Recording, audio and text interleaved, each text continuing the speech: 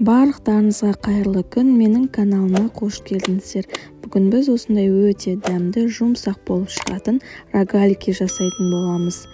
Тәтті булочки, тәтті нан жасайтын боламыз. Егер менің каналыма тіркелмеген болсаңыздар, міндетті түрде тіркеліп, лайк басып, комментарий жазып кетіңіздер. Ең алдымен ыдысымызға жылы сүтімізді құйып аламыз.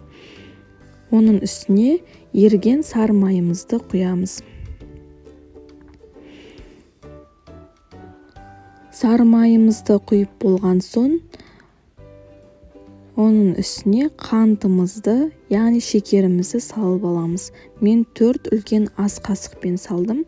Өздеріңіз қалауларыңызша дәміне қарай сала бересіздер. Қантымызды салып болған соң, барлығын жақсылап араластырып аламыз. Енді оның үстінен құрғақ ашытқымызды саламыз. Ашытқымыз толық ерігенше жақсылап араластырамыз. Енді оның үстіне елекке салып, ұнымызды өткіземіз. Бірден көп қып салмаймыз, азырақтан салып, қамырымызды біріктіреміз. Міне қамырымызды иледік, жұмсақ қылып, оның үстіне сары майды салып, тағы да біріктіріп, бетін жауып, жылы жерге қойып қоямыз. Міне менің қамырым 40 минутта әдемі болып көтеріліп шықты. Көріп тұрғандарыңыздай жақсы көтерілген, жұмсақ болып. Енді ыдысымыздан қамырымызды түсіріп, өзімізге ыңғайлы етіп, бірнеше бөліктерге бөліп аламыз.